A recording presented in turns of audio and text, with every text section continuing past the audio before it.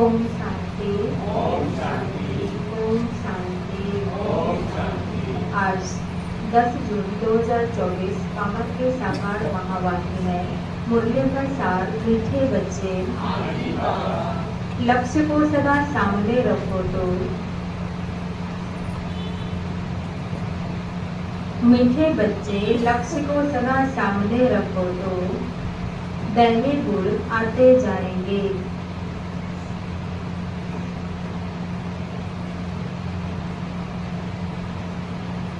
लक्ष्य को सदा सामने रखो तो दैवी गुण आते जाएंगे। अब अपने संभाल करनी है। अब अपने संभाल करनी है।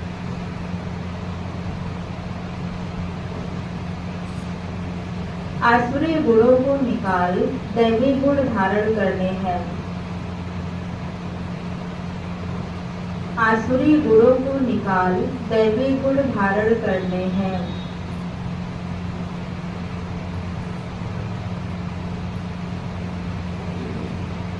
अब अपने संभाल करनी है। आसुरी गुणों को निकाल दैवी गुण धारण करने हैं। तो क्या कहा बाबा ने? हमारा लक्ष्य क्या है? मानव जीवन का जो लक्ष्य है क्या है? लक्ष्मी नारायण बनना।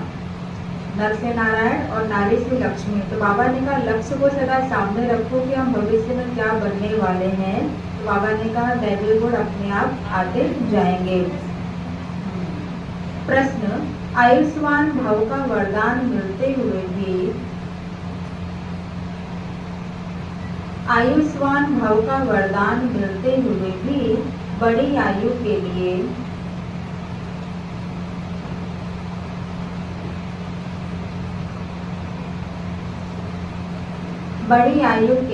कौन सी मेहनत करनी है?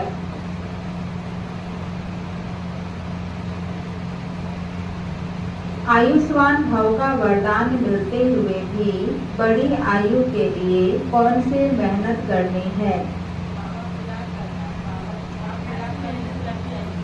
ज्ञान की मेहनत करनी है। और जी बाबा के श्रीमत पर चलने की मेहनत। उत्तर, बड़ी आयु के लिए तमो प्रधान से सतो प्रधान बनने की मेहनत करो। बड़ी आयु के लिए तमो प्रधान से सतो प्रधान बनने की मेहनत करो।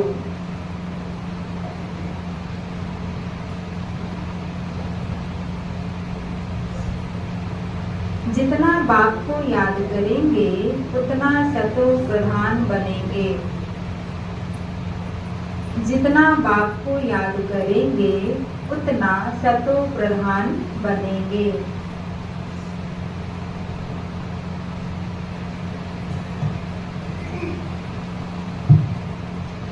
और आयु बड़ी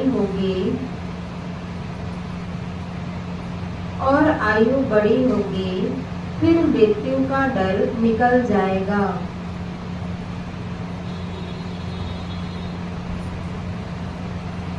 और आयु बड़ी होगी फिर मृत्यु का डर निकल जाएगा।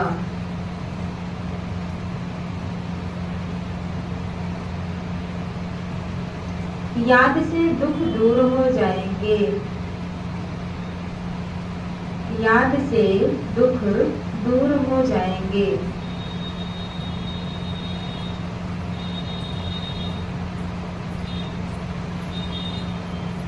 तुम फूल बन जाएंगे। याद से दुख दूर हो जाएंगे। तुम फूल बन जाएंगे।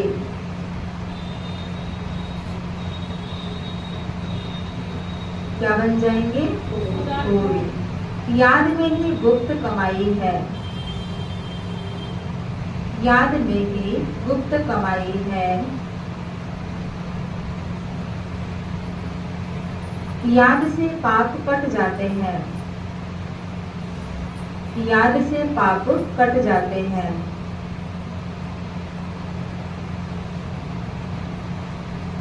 आत्मा हल्की हो जाती है। याद से पाप कट जाते हैं, आत्मा हल्की हो जाती है, आयु बड़ी हो जाती है।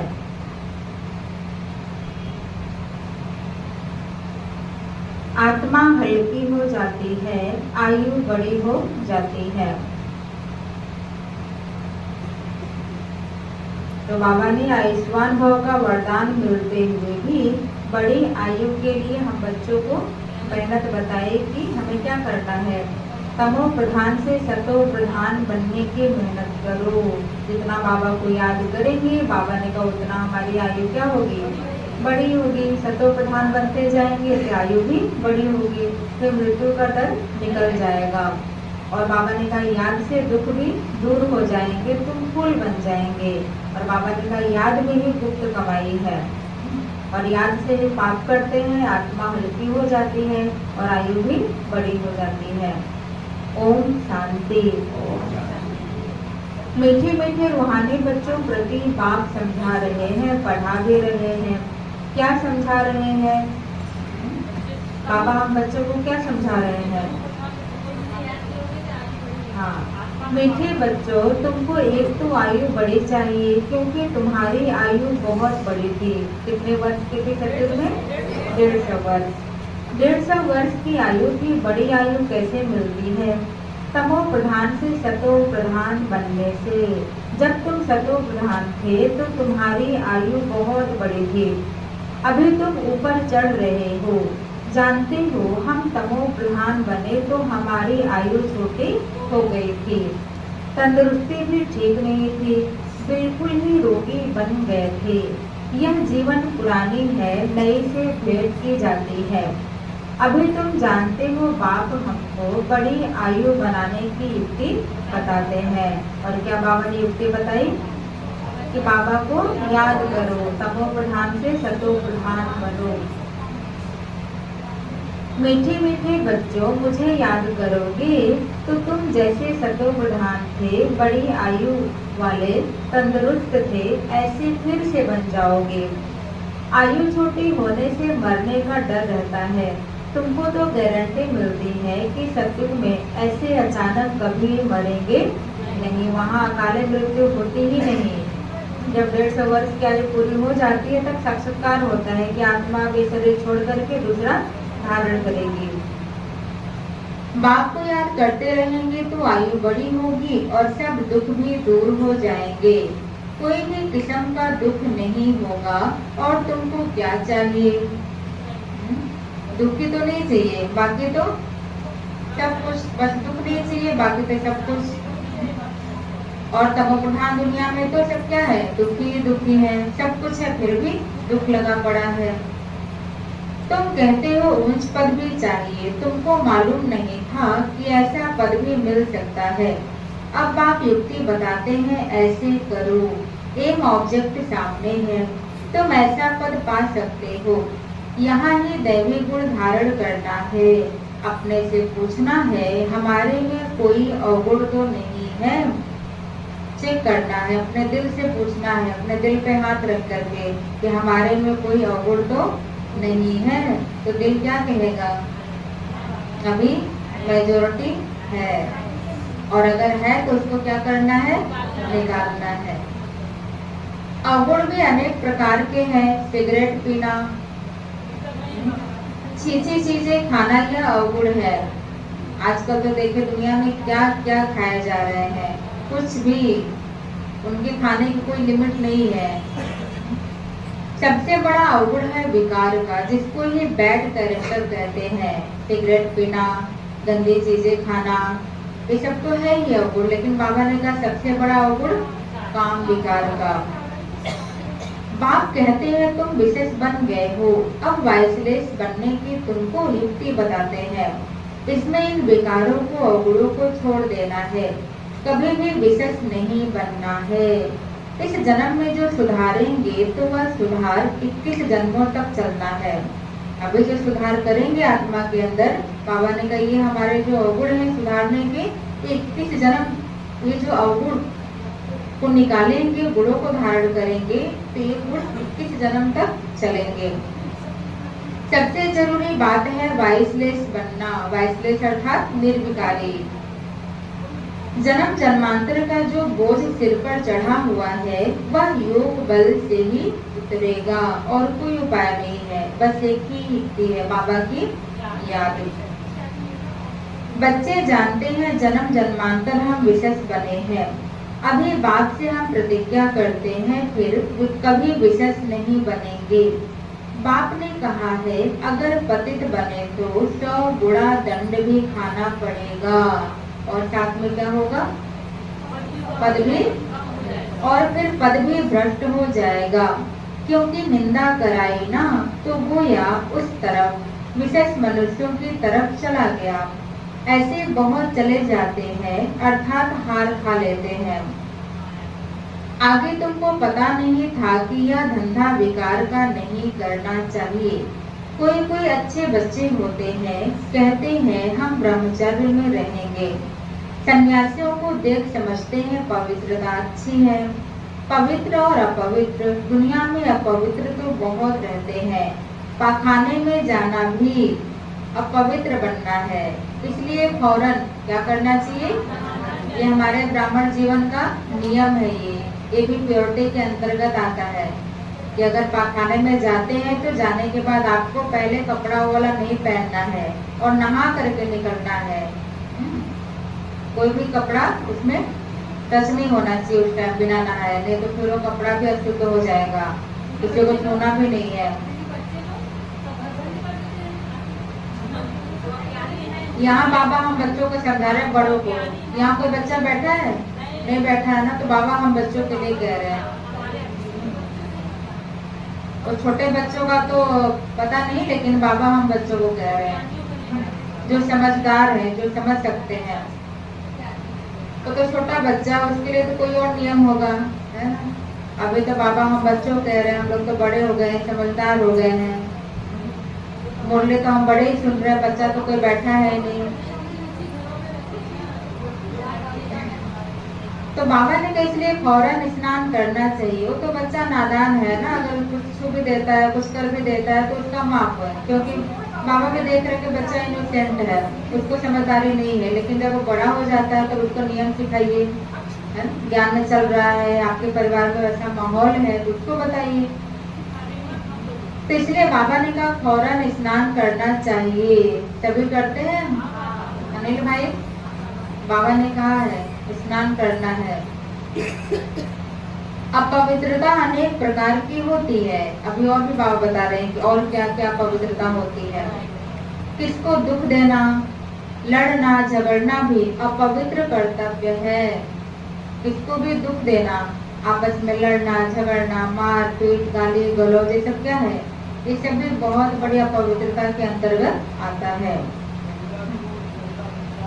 बाप कहते हैं जन्म जन्मांतर तो तुमने पाप किया है, वह सब आदतें अब मिटानी है। अभी तुमको सच्चा सच्चा महान आत्मा बनना है। सच्चे सच्चे महान आत्मा तो यह लक्ष्मी नारायण ही है, और कोई तो यहाँ बन न सके, क्योंकि सब तमोप्रधान है। ग्लानि भी बहुत करते हैं ना, उनको पता नहीं पड़ता कि हम क्या करते हैं। एक होते हैं गुप्त पाप, दूसरे प्रत्यक्ष पाप भी होते हैं। एक ऐसे पाप होते हैं जो पता ही नहीं चलता दूसरों को, बस दो लोगों के बीच में वो क्या कर रहे हैं कोई तीसरे को पता नहीं।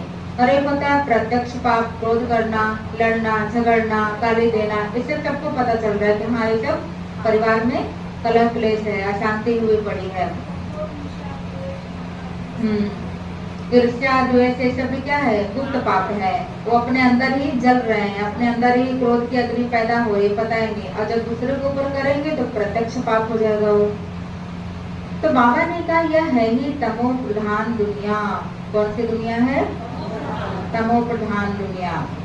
बच्चे जानते हैं बाप हमको अभी समझदार बना रहे हैं, इसलिए उनको सब याद करते हैं। सबसे अच्छी समझ तुमको मिलती है कि पावन बनना है, और फिर गुण भी चाहिए। देवताओं के आगे जो तुम महिमा गाते आए हो, अभी ऐसा तुमको बनना है। क्या महिमा गाते आए हैं, आप सर्वगुण संपन्न, संपूर्ण निर्विकारी। तो बाबा ने कहा महिमा तो गाते आए, लेकिन अब हमको उनके जैसा बनना है। उनके जैसा क्या, हम भी वही थे, अब अपनी महिमा गाते आए हैं, अब हमें वैसा फिर बनना है। बाप समझाते हैं मीठे मीठे बच्चों, तुम कितने मीठे मीठे गुलगुल फूल थे, फिर कांटे बन पड़े हो। मीठे मीठे गुलगुल फूल, पवित्र फूल थे एकदम, और अभी क्या हो गए एकदम बबुल के कांटे बन गए, एकदम चुभाने वाला। अब बाप को याद करो तो याद से तुम्हारी आयु बड़ी होगी, पाप भी भस्म होंगे, सिर से बोझा हल्का होगा। कितने जन्मों का, 63 जन्मों का हमारे सिर के ऊपर बहुत बड़ी गठरी पड़ी है। ढोए जा रहे हैं, ढोए जा रहे हैं, भारी भी नहीं लगता, अच्छा भी लग रहा है। अब बाबा ने कहा उसको क्या करना है, वो भारीपन महसूस हो कि इतने जन्मों का बोझा हमारे सिर पर है, और याद की यात्रा से इसको खत्म करेंगे। अपनी संभाल करनी है, हमारे में क्या क्या गुण है वह निकालने हैं। जैसे नारद का मिसाल है, उनको कहा तुम लायक हो, उसने देखा कि बरोबर हम लायक नहीं है। बाप तुमको अंश बनाते हैं, बाप के तुम बच्चे हो ना। जैसे कोई का बाप महाराजा होता है तो कहेंगे ना हमारा बाबा महाराजा है। बाबा बहुत सुख देने वाला है। दुनिया में एक भगवान ही है, एक ईश्वर ही है, एक खुदा ही है, जो सब तरफ से और हर प्रकार का सुख देने वाला है, और लाइफ टाइम, जिंदगी के साथ भी जिंदगी के बाद भी है। बाकी दुनिया में देदारियों की तो 1% भी गारंटी नहीं है, 1% भी मार्जिन नहीं है। इसलिए कभी ये नहीं सोचना है, थोड़ा ट्राई करके देखें, क्या पता कुछ दे दे, क्या पता सुख दे दे, क्या पता उम्मीदों पे खरा उतर जाए, कुछ भी नहीं है। तो बाबा ने कहा जो अच्छे स्वभाव के महाराजा होते हैं उनको कभी क्रोध नहीं आता है। अभी तो आहिस्ते आहिस्ते सबकी कलाएं उतरती गई हैं, सभी अवगुण प्रवेश करते गए हैं, कला कमती होती गई है, तमो होते गए हैं। तमो प्रधान की भी जैसे अंत आकर हुई है, कितना दुखी हो पड़े हैं। अभी कलयुग के लास्ट में देखिए मनुष्य आत्माएं कितनी दुखी हो गई है, तुमको कितना सहन करना पड़ता है। अभी अविनाशी सर्जन द्वारा तुम्हारी दवाई हो रही है। बाप कहते हैं या 5 विकार तो घड़ी घड़ी तुमको सताएंगे। जितना बाबा के करीब जाएंगे, पुरुषार्थ की अवस्था को तीव्र करेंगे, उतना माया क्या करेगी, घड़ी घड़ी आएगी पेपर लेने के लिए, लेकिन हमें हार नहीं खाना है। जितना पुरुषार्थ करेंगे बाप को याद करने का, उतना माया तुमको नीचे गिराने की कोशिश करती है। कोई न कोई बातें आ जाएंगी, कोई न कोई व्यक्ति ऐसा आ जाएगा, बहुत ही अच्छा लगने वाला लगेगा, बस इसके लिए जिंदगी कुर्बान कर दो, इसके लिए कुछ कर दो, अब छोड़ो बाबा बाबा। बहुत ऐसी बातें कोई ऐसी आ जाएंगी, कोई ऐसी सिचुएशन आ जाएगी, बहुत कुछ होगा। माया का बहुत रूप है, बहुत अलग अलग तरीके से पेपर लेती है, जो जैसा होगा उसको उस तरीके से माया आती है। तो तुम जितना पुरुषार्थ करेंगे बाप को याद करने का, उतना माया तुमको नीचे गिराने की कोशिश करती है। तुम्हारी अवस्था ऐसी मजबूत होनी चाहिए जो कोई माया का तूफान हिला न सके। तूफान भी हमारे लिए क्या बन जाए, तोहफा बन जाए। रावण कोई और चीज नहीं है, वह कोई मनुष्य नहीं है। 5 विकारों रूपी रावण को ही माया कहा जाता है। दुनिया में तो धन को माया कहते हैं, लेकिन बाबा कहते हैं 5 विकार रूपी रावण जो हमारे अंदर है वही क्या है, माया है, और सबसे बड़ा दुश्मन भी है। आसुरी संप्रदाय तुमको पहचानते, आसुरी रावण संप्रदाय तुमको पहचानते ही नहीं है कि आखिर में यह है कौन, यह बीके क्या समझाते हैं। रियलिटी में कोई नहीं जानते यह बीके क्यों कहलाते हैं, ब्रह्मा किसकी संतान है। अभी तुम बच्चे जानते हो हमको वापस घर जाना है। कौन से घर, परम धाम, निर्वाण धाम, शांति धाम, ब्रह्मलोक, परलोक, और कौन सा नाम है, शिवालय। शिवालय तो सत्य को कहते हैं, अमर लोक सत्य को कहते हैं, सुखधाम सत्य को कहते हैं, साइलेंस वर्ल्ड निर्विकारी दुनिया, स्वीट होम। तो बाबा ने कहा अब हम बच्चों को कहाँ जाना है? वापस घर। यह बाप बैठ तो बच्चों को शिक्षा देते हैं, आयुष्मान भव, धनवान भव, तुम्हारी सब कामनाएं पूरी करते हैं, वरदान देते हैं। परंतु सिर्फ वरदान से कोई काम नहीं होता, मेहनत करनी है। बाबा तो वरदान देंगे, लेकिन हम बच्चे मेहनत करेंगे तो वरदान क्या होगा? मल्टीप्लाई हो जाएगा, फिर उसका हमें फायदा मिलेगा। अब बाबा तो वरदान दे दिया, हम मेहनत ही ना करें। मेहनत करनी है, हर एक बात समझने की है, अपने को राज तिलक देने के अधिकारी बनना है। बाप अधिकारी बनाते हैं, तुम बच्चों को शिक्षा देते हैं, ऐसे ऐसे करो। क्या, क्यों, कैसे नहीं, बाबा कहते हैं ऐसे ऐसे करो। पहले नंबर की शिक्षा देते हैं, मामेकम याद करो। माम माना मुझे, एक माना एक को, क्या करो? याद करो। मनुष्य याद नहीं करते हैं क्योंकि वह जानते ही नहीं, तो याद भी रॉन्ग है। कहते ईश्वर सर्वव्यापी है, फिर शिव बाबा को याद कैसे करेंगे? शिव के मंदिर में जाकर पूजा करते, तुम पूछो इनका ऑक्यूपेशन बताओ, ऑक्यूपेशन मना करता बताओ, क्या करके गए हैं, कौन है? तो कहेंगे भगवान सर्वव्यापी है, कड़कड़ में है। पूजा करते हैं, उनसे रहम मांगते हैं, मांगते हुए फिर कोई पूछता परमात्मा कहाँ है, तो कहते सर्वव्यापी है। चित्र के सम्मुख क्या करते हैं, और फिर चित्र सम्मुख नहीं तो कला काया ही चट हो जाती है। भक्ति में कितनी भूलें करते हैं, फिर भी भक्ति से कितना प्यार है। भक्ति में कितनी भूलें करते हैं, लेकिन भक्ति में कितना प्यार है, कितना भक्ति का भबका है। कितनी मंदिरों में लाइनें लगी पड़ी है, हजारों हजारों लाखों लाखों लोग मंदिरों में जाकर के लाइन के लिए, दर्शन के लिए खड़े हैं, लाइन लगा करके। इतना तपस्या, इतना उसमें मेहनत करनी पड़ती है, इतना तपना पड़ता है, फिर भी भक्ति में कितना आनंद आता है लोगों को। और यहाँ बाबा कितना प्यार से बैठ करके कूलर में हम बच्चों को पढ़ा रहे हैं, आराम से पंखे के नीचे, ऊपर बैठिए, सोफे में बैठिए, आराम से छांव में बैठिए, छत के नीचे बैठिए, कमरे में बैठिए, फिर भी क्या है, मनुष्यों को समझ नहीं है। भक्ति में कितने भूले करते हैं, फिर भी भक्ति से कितना प्यार है। श्री कृष्ण के लिए कितना निर्जल आदि करते हैं। यहाँ तुम पढ़ रहे हो और वह भक्त लोग क्या क्या करते हैं, जाके देखिए, लोटे लेकर के चढ़ाने की लाइन में खड़े हैं। अभी चले जाइए विश्वनाथ मंदिर में, वहाँ देखिए फूल माला लेकर के, लोटे लेकर के बस खड़े हैं नंगे पाँव। तुमको अभी हंसी आती है, जो भक्ति किया होगा फिर बाद में ज्ञान मार्ग में आ गया तो सब क्या होती है, बातें सोच करके हंसी आती है। पहले उस पर गंगा में स्नान करने जाते थे, सोचते थे गंगा में स्नान करेंगे तो हमारे पाप कट जाएंगे, धुल जाएंगे। कितना भक्ति के लिए, कितना दर्शन करने कितना दूर दूर जाते थे, तब ये सब बातें सोच करके क्या आते अपने ऊपर, हंसी आती है। क्या क्या करते थे पहले। ड्रामा अनुसार भक्ति करते कदम नीचे उतरते आए हैं, ऊपर तो कोई चढ़ न सके। अभी यह है पुरुषोत्तम संगम युग, जिसका कोई को पता नहीं है।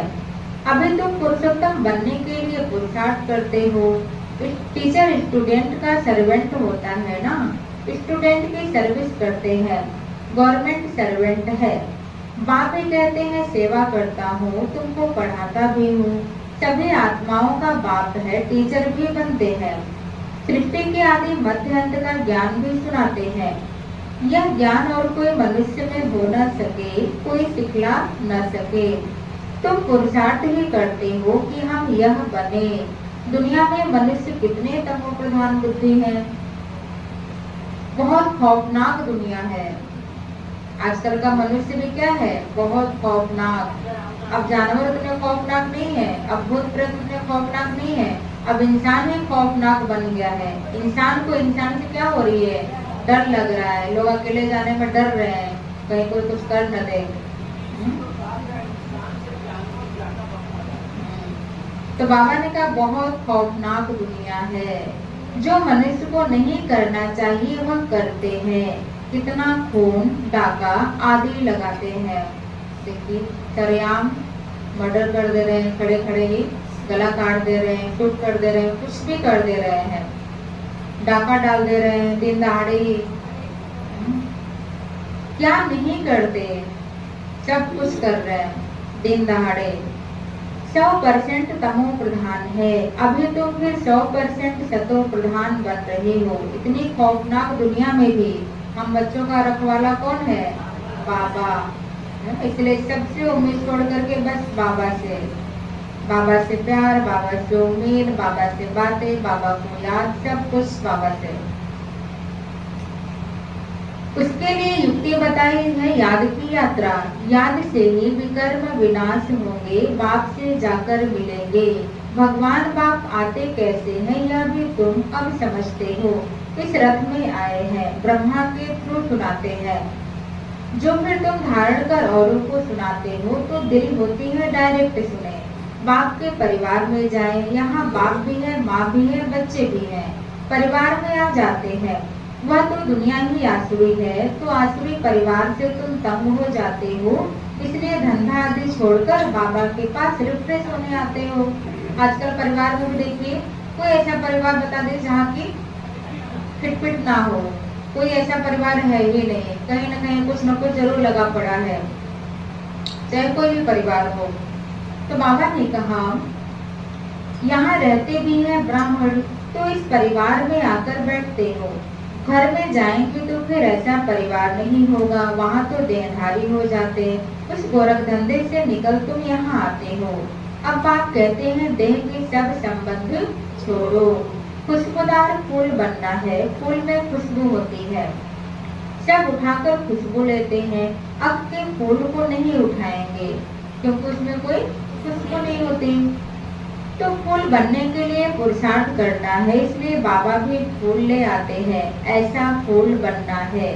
गृहस्थ में रहते एक बाप को याद करना है। तुम जानते हो यह देह के संबंधित तो खलास हो जाने हैं। तुम यहाँ गुप्त कमाई कर रहे हो, तुमको शरीर छोड़ना है कमाई करके, और बहुत खुशी से हर्षित मुख हो शरीर छोड़ना है। इसलिए बाबा हम बच्चों को इतना पुरुषार्थ करने के लिए कह रहे, बच्चे शरीरी बनो, मामे कम याद करो, ताकि अंत में हमारी अवस्था एकदम पक्की हो जाए और एकदम मक्खन से बाल जैसे निकलता है वैसे आत्मा इस शरीर को छोड़ करके इसी तरीके से चले जाए। हमें कोई दुख ना हो, कोई तड़प करके हमें ना शरीर छोड़ना पड़े। जैसे आजकल के मनुष्य शरीर छोड़ते हैं, कितना तड़पते हैं, कितना दुखी होते हैं, फिर भी आत्मा नहीं निकल रही है। कोई न कोई चाहना लगी पड़ी है, कोई न कोई इच्छा है, कोई न कोई लोभ है, कहीं न कहीं देहधारी में बुद्धि लगी पड़ी है। इसलिए आत्मा भी बेचैन, शरीर एकदम दुखी हो पड़ा है। घूमते फिरते ही बाप की याद में रहो तो तुमको कभी थकावट नहीं होगी। बाप की याद में अशरीरी हो, कितना भी चक्र लगाओ, भले यहाँ से नीचे आप रोड तक चले जाओ तो भी थकावट नहीं होगी। पाप कट जाएंगे, हल्के हो जाएंगे। तुम बच्चों को कितना फायदा होता है और कोई तो जान न सके। सारी दुनिया के मनुष्य पुकारते हैं पतित पावन आकर पावन बनाओ, फिर उनको महात्मा कैसे कहेंगे। पतित को फिर माथा थोड़े ही टेका जाता है, माथा पावन के आगे झुकाया जाता है। कन्या का मिसाल जब भिखारी बनती तो सबके आगे सिर झुकाती है और फिर पुकारती है ये पतित पावन आओ, और जब कुमारी होती है तो लोग उसके पैर छूते हैं। 9 दिन के नवरात्र में कन्याओं को कितना पूजते हैं, खिलाते हैं, पैर छूते हैं, कितना उनको मानते हैं। अरे पतित बने ही क्यों जो पुकार ना पड़े। सबके शरीर तो विकार की पैदाइश है ना, क्योंकि रावण का राज्य है। अभी तुम रावण से निकल आए हो, इसको कहा जाता है पुरुषोत्तम संगम युग। अभी तुम पुरुषार्थ कर रहे हो राम राज्य में जाने के लिए। सत्युग है राम राज्य। सिर्फ त्रेता में राम राज्य कहे तो फिर सूर्यवंशी लक्ष्मी नारायण का राज्य कहाँ गया। तो यह सब ज्ञान अभी तुम बच्चों को मिल रहा है। नए नए भी आते हैं जिनको तुम ज्ञान देते हो, लायक बनाते हो। कोई का संग ऐसा मिलता है जो फिर लायक से नालायक बन पड़ते हैं। बाप पावन बनाते हैं तो अब पतित बनना ही नहीं है। क्या करें बाबा, बाबा पावन बना रहे हैं तो अब पतित बनना ही नहीं है, नहीं तो सजा भी खाएंगे और पद भी भ्रष्ट हो जाएगा, पाए पैसे का पद मिलेगा। जबकि बाप आया है पावन बनाने, माया ऐसी जबरदस्त है जो पतित बना देती है। लेकिन हम बाबा के बच्चे माया से भी क्या है, शक्तिशाली, मोस्ट पावरफुल, इसलिए माया हमें हरा न पाए। माया ऐसी जबरदस्त है जो पतित बना देती है, हरा देती है। कहते हैं बाबा रक्षा करो, वह लड़ाई के मैदान में ढेर मरते हैं, फिर रक्षा की जाती है क्या? वहाँ खुद से खुद की रक्षा करनी पड़ती है, कोई और नहीं आएगा आपको बचाने युद्ध के मैदान में। तो यहाँ भी माया रावण से हमारी युद्ध चल रही है, अंदर ही अंदर युद्ध है। तो हमें बाबा इसमें क्या रक्षा करेंगे? बाबा ने तो युक्ति बता दी, बच्चे मुझे याद करो, सावधान रहो, माया वार न करे। तो हमें खुद से खुद की रक्षा करनी है, बाबा को साथी बना करके। यह माया की गोली बंदूक की गोली से भी बहुत कड़ी है, कब शूट हो जाए पता ही नहीं चला। वो तो पता चलता हाँ बंदूक उठाया, शूट किया, जाकर के लग गया। अभी माया कब शूट कर देती है कुछ पता ही नहीं चलता, कहाँ से शूट की, कौन से झरोखे से शूट की, कौन सी खिड़की से माया का गोली आया, पता ही नहीं चलेगा। इनके थ्रू आया, उनके थ्रू आया कि किसके थ्रू आया, पता ही नहीं चलेगा। यह माया की गोली बंदूक की गोली से भी बहुत कड़ी है, याद रखनी ये बातें। काम की चोट खाई गोया ऊपर से गिरे, 5 मंजिल की इमारत से गिरे, एकदम चकना चूर। सतयुग में सब पवित्र गृहस्थ धर्म वाले होते हैं जिनको देवता कहा जाता है। अभी तुम जानते हो बाप कैसे आए हैं, कहाँ रहते हैं, कैसे आकर राजयोग दिखाते हैं अर्जुन के रथ पर बैठ ज्ञान दिया, फिर उनको सर्वव्यापी क्यों कहते? बाप जो स्वर्ग की स्थापना करते हैं उन्हें ही भूल गए हैं। अभी वह स्वयं अपना परिचय देते हैं, और आकर के क्या बाबा परिचय दिए? मेरा नाम शिव है और मैं परमधाम का रहने वाला हूँ, मेरा अव्यक्त स्वरूप ज्योति बिंदु है, और मेरा कर्तव्य क्या है? पतितों को पावन बनाने का, और त्रिमूर्ति भी कहलाता हूँ। 3 देवताओं की रचना करने के कारण परमात्मा को त्रिमूर्ति भी कहते हैं।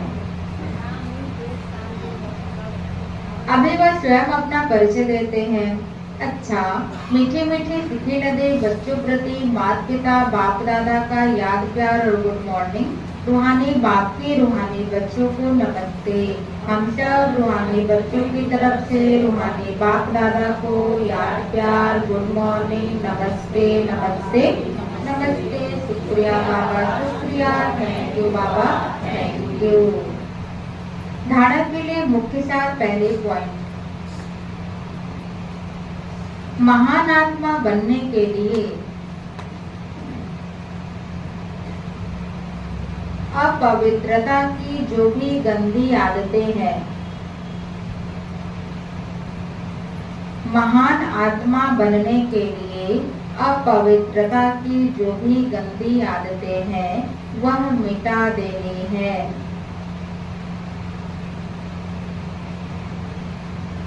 और आज बाबा ने बताया बहुत सारी आदतें, याद है? बहुत सारी आदतें बाबा ने बताई।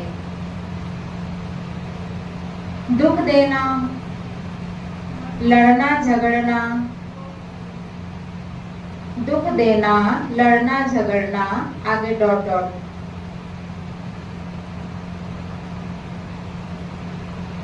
यह सब अपवित्र कर्तव्य है। दुख देना, लड़ना झगड़ना, यह सब अपवित्र कर्तव्य है जो तुम्हें नहीं करने हैं, जो तुम्हें नहीं करने हैं। बाबा सख्त मना कर रहे हैं। लड़ना झगड़ना, तू मैं करना, किसी के लाइफ में इंटरफेयर करना, अपने आप को राज तिलक देने का, अपने आप को राज तिलक देने का अधिकारी बनाना है। अपने आप को राज तिलक देने का अधिकारी बनाना है।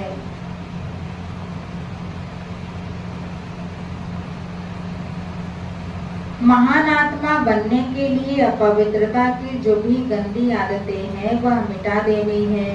दुख देना, लड़ना, झगड़ना, यह सब अपवित्र कर्तव्य हैं जो तुम्हें नहीं करने हैं।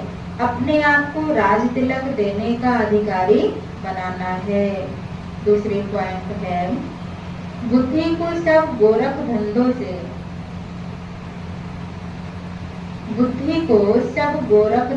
से देहधारियों से निकाल खुशबूदार फूल बनना है। देहधारियों से निकाल खुशबूदार फूल बनना है।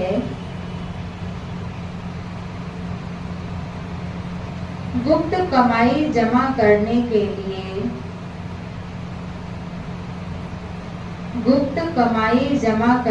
लिए चलते फिरते अशरीरी रहने का अभ्यास करना है। गुप्त कमाई जमा करने के लिए चलते फिरते अशरीरी रहने का अभ्यास करना है।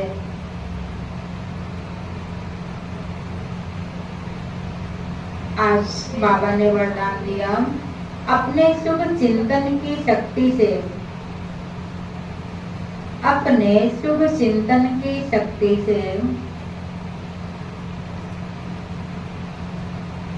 आत्माओं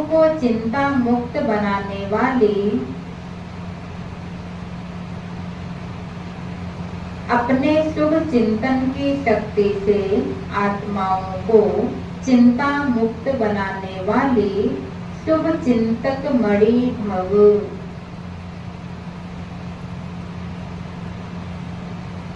अपने शुभ चिंतन की शक्ति से आत्माओं को चिंता मुक्त बनाने वाले शुभ चिंतक मणि भव।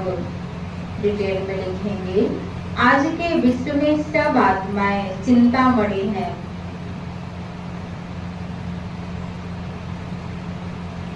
आज के विश्व में सब आत्माएं चिंतामणि हैं। उन चिंतामणियों को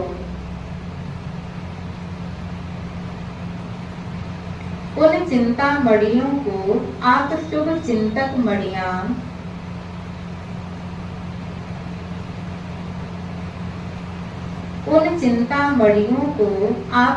चिंतक मणियां अपने शुभ चिंतन की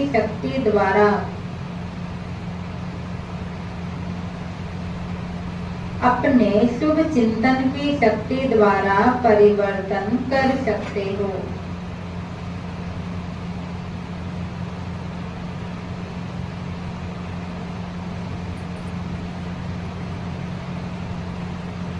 अपने शुभ चिंतन की शक्ति द्वारा परिवर्तन कर सकते हो। जैसे सूर्य की किरणें दूर दूर तक अंधकार को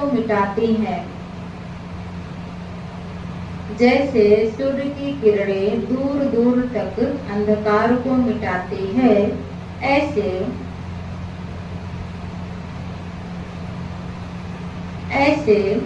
आप शुभ चिंतक मणियों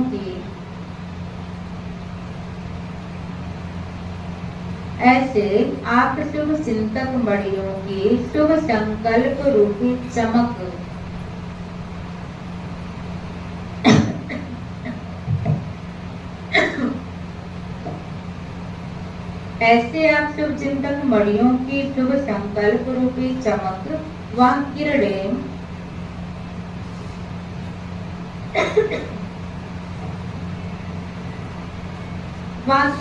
विश्व में चारों ओर फैल रही है।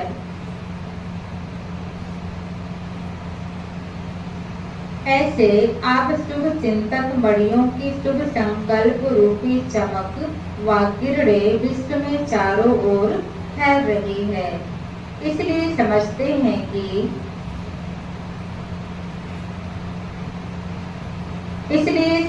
हैं कि कोई स्पिरिचुअल लाइट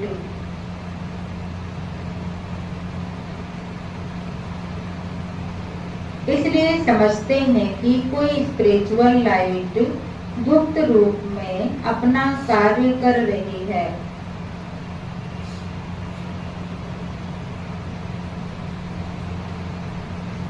कोई स्पिरिचुअल लाइट गुप्त रूप में अपना कार्य कर रही है। यह टचिंग अभी शुरू हुई है। यह टचिंग अभी शुरू हुई है। आखिरीन ढूंढते ढूंढते स्थान पर पहुंच जाएंगे। आखिरीन ढूंढते ढूंढते स्थान पर पहुंच जाएंगे।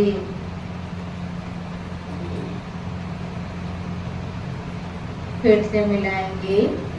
अपने शुभ चिंतन की शक्ति से आत्माओं को चिंता मुक्त बनाने वाले शुभ चिंतक मणि भव। आज के विश्व में सब आत्माएं चिंतामणि हैं। उन चिंतामणियों को आप शुभ चिंतक मणियां अपने शुभ चिंतन की शक्ति द्वारा परिवर्तन कर सकते हो। जैसे सूर्य की किरणें दूर दूर तक अंधकार को मिटाती है, ऐसे आप शुभ चिंतक मणियों के शुभ संकल्प रूपी चमक व किरणें विश्व में चारों ओर फैल रही है। इसलिए समझते हैं कि कोई स्पिरिचुअल लाइट गुप्त रूप में अपना कार्य कर रही है। यह टचिंग अभी शुरू हुई है। आखिरी ढूंढते ढूंढते स्थान पर पहुंच जाएंगे। आज का स्लोगन, बाप दादा के डायरेक्शन को क्लियर कैच करने के लिए, बाप दादा के डायरेक्शन को क्लियर कैच करने के लिए मन बुद्धि की लाइन क्या रखनी है? क्लियर रखनी है। बाप के डायरेक्शन को क्लियर कैच करने के लिए मन बुद्धि की लाइन क्लियर रखनी है।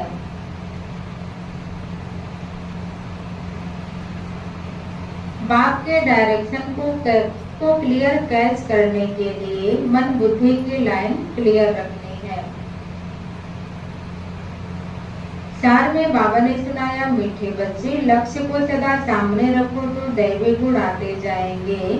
अब अपनी संभाल करनी है, आसुरी गुणों को निकाल दैवी गुण धारण करने हैं। प्रश्न, आयुष्मान भाव का वरदान मिलते हुए भी बड़ी आयु के लिए कौन सी मेहनत करनी है?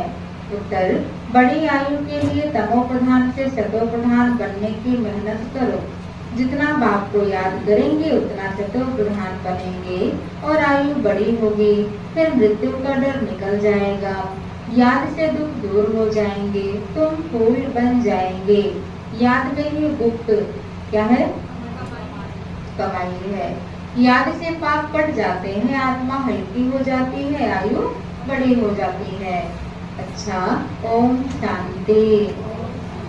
क्या सुना है बाबा ने?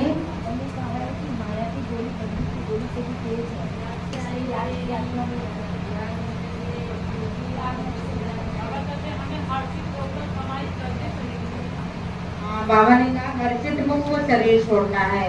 क्रोध होकर के, मारपीट करके ऐसे हमें शरीर नहीं छोड़ना है। तड़प करके, दुखी होकर के, बिस्तर में सजाए भोग भोग के, कर्म भोगना भोग करके, ऐसे हमें नहीं मरना। हम बच्चों को शांत से मरना है ना? हंसते हंसते आओ बचने के लिए तैयार हो, ऐसा। हाँ, कि हम क्या बनने वाले। बाबा ने कहा लक्ष्य को सामने रखो तो दैवी गुण आते जाएंगे। हाँ, बाबा ने कहा माया से अपनी संभाल स्वयं करनी है। बाबा रक्षा करो, बाबा इसमें कुछ नहीं करेंगे। बाबा युक्ति बता दी, अब खुद से खुद की संभाल करनी है।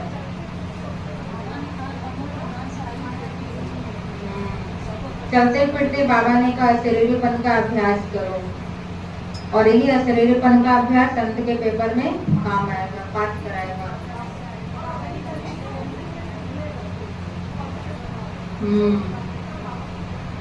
बाबा के डायरेक्शन को कैच करने के लिए, क्लियर कैच करने के लिए मन बुद्धि की लाइन क्लियर रखनी है। मन में कोई व्यर्थ ना हो।